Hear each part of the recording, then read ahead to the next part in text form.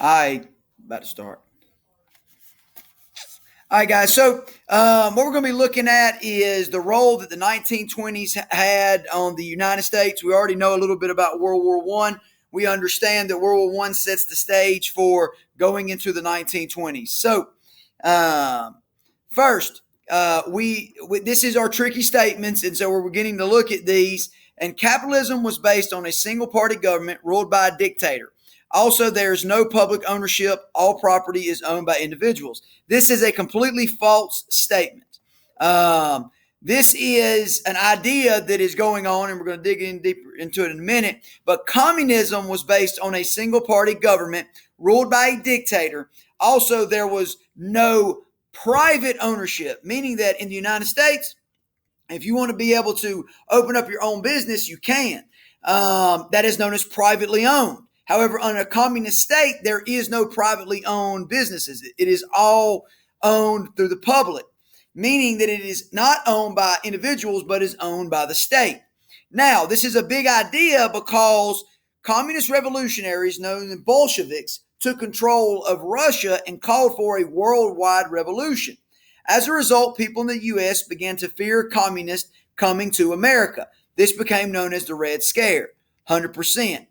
Capitalism is going to make the United States very prosperous. And so this idea of non-privately owned business is going to cause this major fear to spread throughout the United States during the 1920s. So this is true.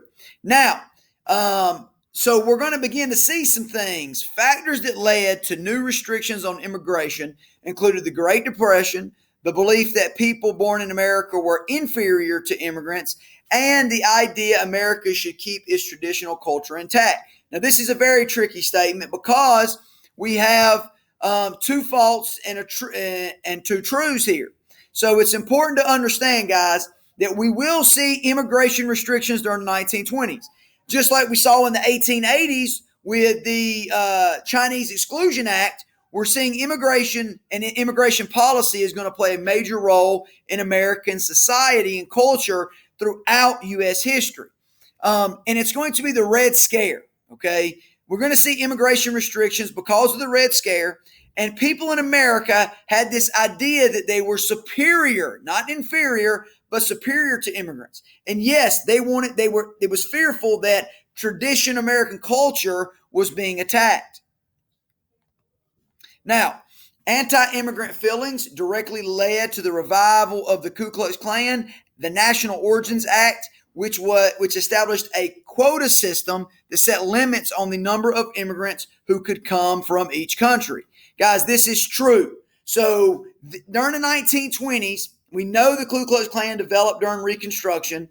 During the 1920s, we see it become the hate group that we kind of identified as today, to where now it is aimed specifically at different races, a number of different races, and we're going to see these attacks on these races, and this is that superior ideology that we just talked about. And yes, we will see quota system. A lot of times when we see the word quota, we talk about police have a quota. They have to get so many tickets. Well, we're kind of see right here in this image how the quota systems were kind of embedded. So what does this political cartoon show? It shows how we have a funnel of European immigrants coming over to the Americas. And the funnel is we have it cut off, which is symbolized by the gate. And here, of course, is Uncle Sam suggesting that these European immigrants are coming to the United States. Again, fearful that the idea of communism is going to come into the United States. So we see the gate being shut off. And this, of course, is a direct symbol of how the quota system was set to work, because we see this percentage and it being cut off, European immigrants being cut off at that image. So as you can see, guys, we'll only get 5-minute increments of each video, so we'll be having more videos because of what I'm having to record on now. Always remember to smile because it is contagious.